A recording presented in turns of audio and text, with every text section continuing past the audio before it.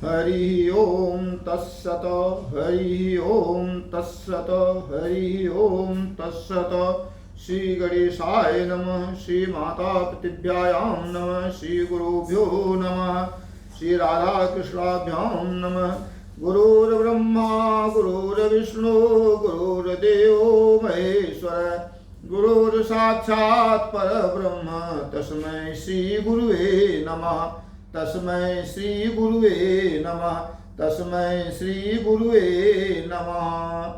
मनोजवं मारुतुल्यवेगं जितेन्द्रियं बुद्धिमतां वरिष्ठं वात्मजं वानरयूथमुख्यं श्रीरामदूतं शरणं प्रपद्ये। श्रीरामदूतं शरणं प्रपद्ये। श्रीरामदूतं शरणं प्रपद्ये। अतुलित बलधामं हेम शैलावदेहं दनुजबन कृशानं ज्ञानिनामगणं सकल गुण निधानं वानराणामधीशं रघुपति प्रिय भक्तं वातजातं नमामि तं। जय जय जय श्री राधे। जय जय जय श्री राधे। राधा राधा कहत ही सब बाधा मिट जाए। राधा राधा कहत ही सब बाधा मिट जाए। कोट जन्म की आपदा नाम लिए सो जाए। कोट जन्म की आपदा नाम लिए सो जाए। श्रीमद् भागवत महापुराण के रसिक श्रोतागण, माताओं बहनों, आप सबका मैं हार्दिक अभिनंदन और वंदन करता हूँ।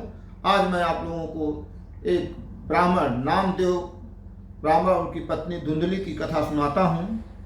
एक नामदेव के नामक ब्राह्मण थे, उनकी पत्नी का नाम था धुंधली। नामदेव बहुत ज्ञानी थे और संपन्न थे। उनका लोक में बड़ा यश कीर्ति थी। प्रारब्ध के अनुसार जैसा कहा जाता है कि उन्हें पुत्र की प्राप्ति नहीं हुई।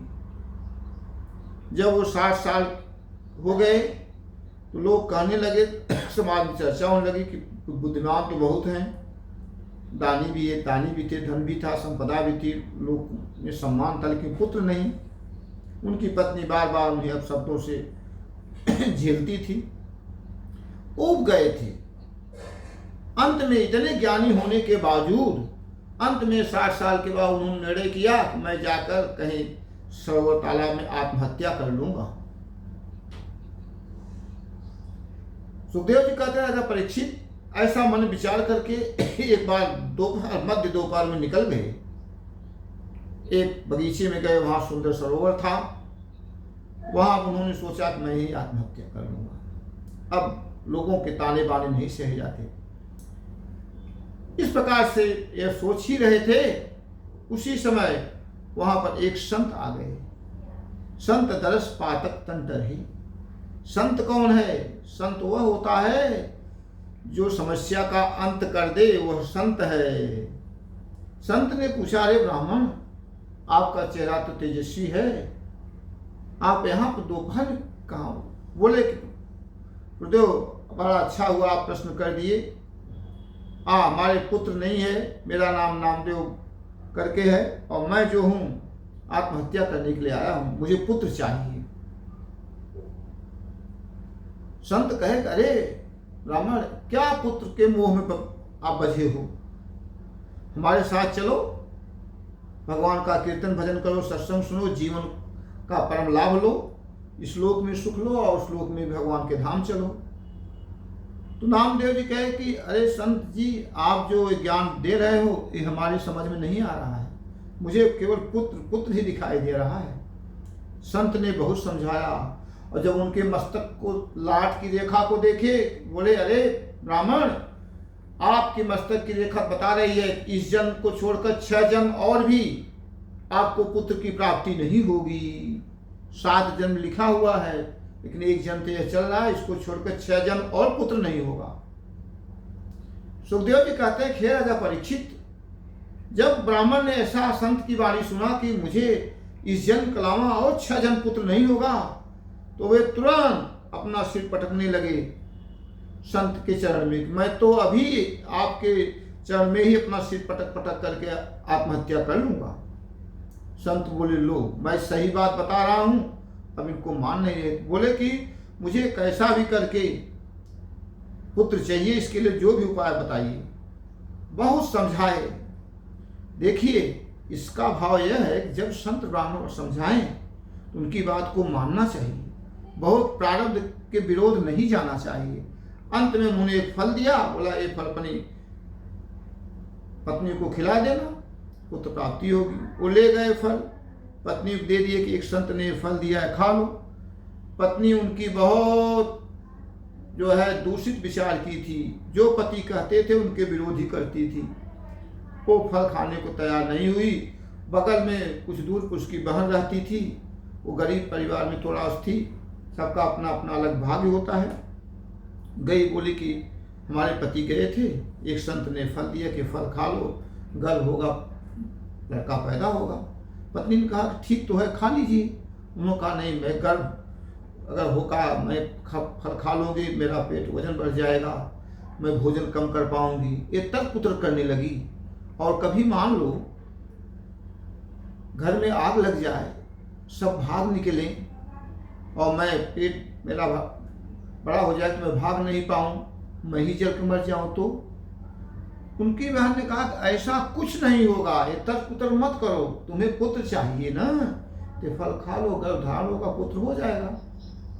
फिर वह तर्क उतर करती रही कि मान लो मुझे पुत्र हो ही गया, हमारी जो है ननद जेठान ये सब आएंगे, मेरा सारा धन लेके चली जाएगी, तो मैं जो धन इकट्ठा की हूँ वो सब क्या होगा। ये मन कुतर्क जिसको कहते हैं, विनाश काले विपरीत बुद्धि हो गई। और वह अंत में फल नहीं खाई, ले जा करके गाय को खिला दिया। और उसकी बहन ने कहा ठीक है, आप ऐसा नाटक करते रहो, मुझे भी पुत्र होने वाला है, हमें जो पुत्र होगा तो आप बता देना कि मैं पुत्र आपको दे दूंगी, और ये बोल देना मुझे दूध स्तन में नहीं है, मैं आपको दूध पिलाती रहूंगी। ऐसा सब बातचीत धुंधली और उसकी बहन के बीच हो गया। लेकिन नामदेव जी को कुछ भी पता नहीं चलने दिया। समय बीतता गया और वह फल गाय खिला दी। समय आने पर जो है इनको लड़के का नाटक किया कि लड़का हो गया, वह नाक अपना लड़का दे दिया। इन्होंने अपने पति से कहा नामदेव से कि हमें दूध स्तन नहीं आ रहा है, तो अपनी बहन को बुला लूँ, उसको दूध है। कहे ठीक है। और नाटक की कि उसका पुत्र पैदा हुआ, एक्सपायर हो गया। तो फिर वो पुत्र तो इनको दे दी थी, वह आकर के दूध पिलाती रही। ये सब चलता रहा बीच में। उसी बीच गाय से के कौन से गोकर्ण पैदा हुए। बच्चा जो पैदा हुआ उसका नाम रखा गोकर्ण। गोकर्ण तो वही फल खाए थे जो संत ने दिया था, इसलिए बड़े मेधावी और तीव्र निकले। भगवान के संत के फल के प्रसाद से तीव्र बुद्धि थी, भगवत के चरणारविंद था, भगवान की कथा में उनका मन लगता था। और लोगों ने बहुत नामदेव साहब देखो इनको कहीं पुत्र नहीं होता था, इनको जो है पुत्र भी हुआ, और इनका भाग इतना अच्छा है कि इनके गाय को भी पुत्र हुआ। समय जैसे बीतता गया बंधुओं, और नामकरण जब रखने के आया तो नामदेव चाहते थे किसी संत ब्राह्मण के नाम पर बच्चे का नाम रखें।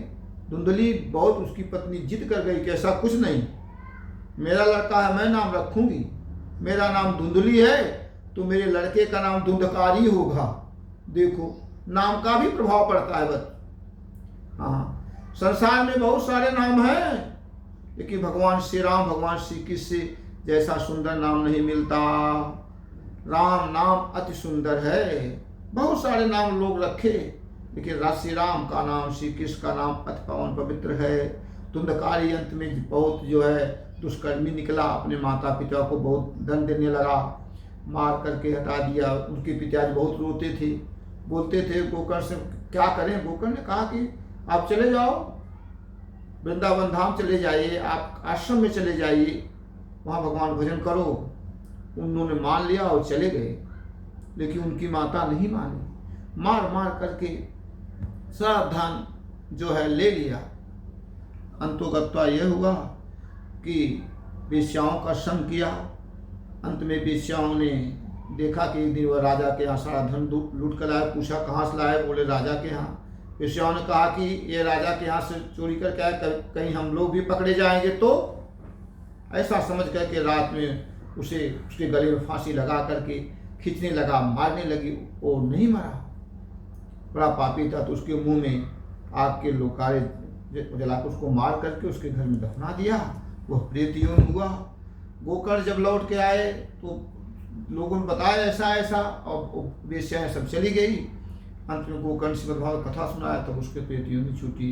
ये श्रीमद् भागवत महापुराण जो है, यह व्यक्ति को इसके सुनने से कोई प्रेत योनि में कहीं भी कैसा पड़ा हो चला जाता है। जो सुनता है उसका कल्याण होता है।